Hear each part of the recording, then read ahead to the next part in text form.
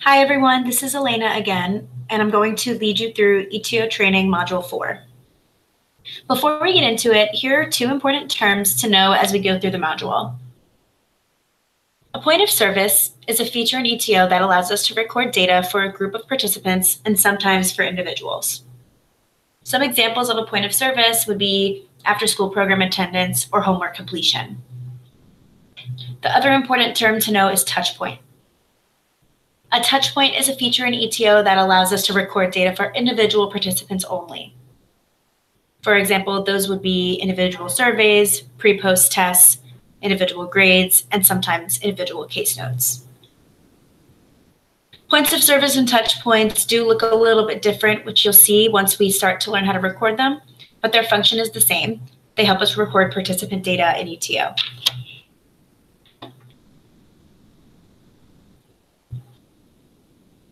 Okay, so starting out here on our training site, first we'll go through how to enter a point of service. You may have various points of service for your program or perhaps not at all.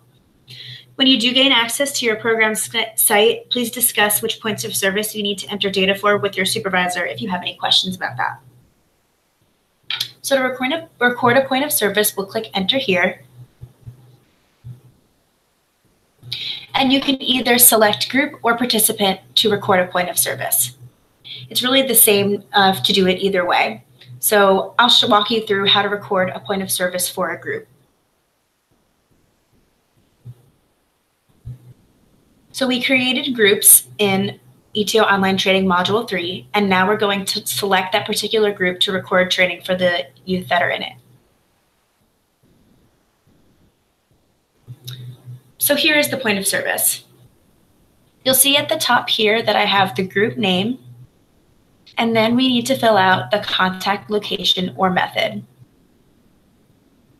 For example, the contact location could be at the program site, at a school if that's where your programming takes place, or even via email or letter or a meeting with a parent if that's what you're recording a point of service for. More than likely, it's probably at the program site or at school. We'll also record the date of contact. So that's the date that this point of service effort occurred. So for example, if you're recording a point of service for yesterday's after-school attendance, we'll put in yesterday's date, which is January 15th. Please leave the date of next contact blank. We don't use that data, so we don't need to enter it right now. And then you'll see that I have 3 members in this group. All their names are listed here on the side, and we need to enter the data for each of them individually.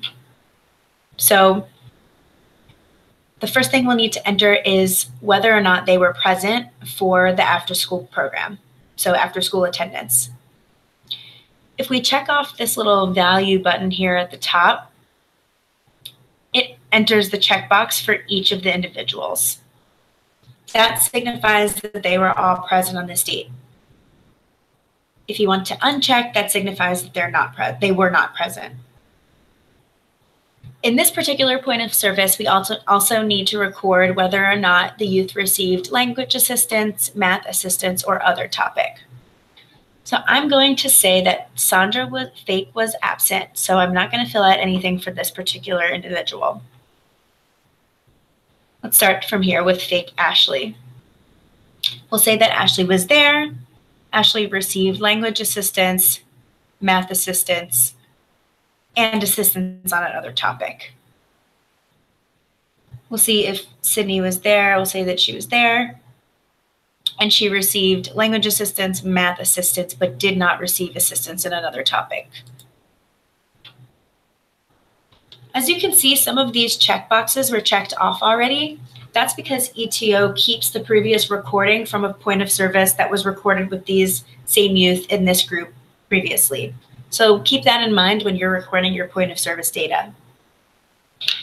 Lastly, we need to make sure that each of these youth, we need to put in what their homework completion data was. So we'll say that this youth didn't complete homework, this youth did, and this one was not there, so we'll leave it as NA because the youth was absent. Feel free to add notes if you feel it's necessary, but it's absolutely not required.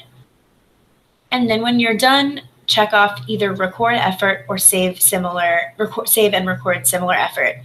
These are pretty much the exact same thing, so it doesn't matter which one you choose.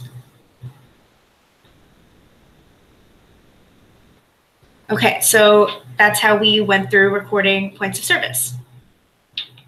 As we learned in Module 3, always record attendance using groups if you have youth together in cohorts, as I just showed you.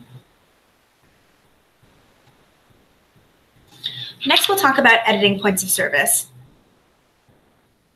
So we'll go to where it says Edit. And in order to edit a point of service, you either need to know the date that you recorded the point of service or the participant that you recorded it for. Since this was a group of participants and I knew that I recorded it for the date of January 15th, I'll put that in and click Submit. So as you can see, the point of service that I just recorded is showing up here. Ashley, Sydney, and Sandra. Let me scroll back up. On the right side over here, I can either edit the point of service that I entered or delete it. If I select Edit, it brings me right back here to the same screen where I can make any changes as necessary and then click Update. So I'll just change this completed to not completed and click Update Effort. You might get this notification that you have not provided a date of next contact. You don't need to do that because here at LAUSD, we don't use the to-do list feature.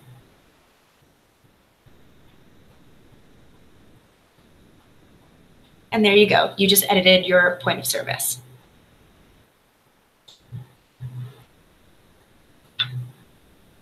Moving on to how to record touch points. Touch points are always taken for an individual. As I mentioned before, it's the same as points of service where you may have various touch points for your program or none at all. So please discuss which touch points you need to collect data for and when with your supervisor if you have questions about that. So in order to record a touch point, we'll click Enter under Touch Point, Enter or Edit. And up here in this search bar, we're going to search for the participant's last name. Again, we'll use the last name Fake, as we do for ETO training and practice. So let's say that I want to record Fake Sandra a touch point. And you'll see here that you will just need to select Take New Touch Point to add a new one. Today we're practicing with a grades touch point. So select after school. I'm going to select after school grades. And this is kind of what your touch point will look like. All the way at the top of every touch point, it has this here, which is the touch point name, the name of the participant, and then this little box where you need to enter the date that the touch point was taken. So that might be today, or you can backdate it if necessary. Similarly to when we enter information for new participants, anything with an asterisk in a touch point is required.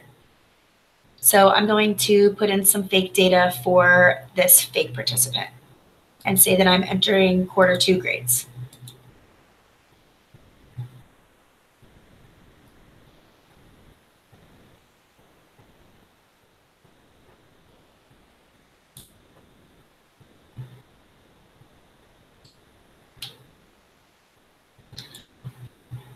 This is an optional portion here because you may not have another type of subject that you need to enter a grade for, so I'll just go ahead and skip it. And then when I'm done entering the data that I need to enter, I would click Save. And now my touch point was submitted. So as you can see, it'll bring us back to that same screen that we saw earlier for Sandra Fake. And it looks a little bit different now because now there is a touch point assigned to this person that we just took. So you would click this little checkbox to see the responses for this particular touch point. And this is how we check for the date that the touch point was completed, when it was updated, and then this other information here, the program, the staff person who did it. And then all the way here on the right is where we're able to view, edit, or delete a touch point. Obviously, the little eyeball is view, the little pencil is to edit it, and the trash can is to delete. So I'll show you what it looks like to edit a touch point.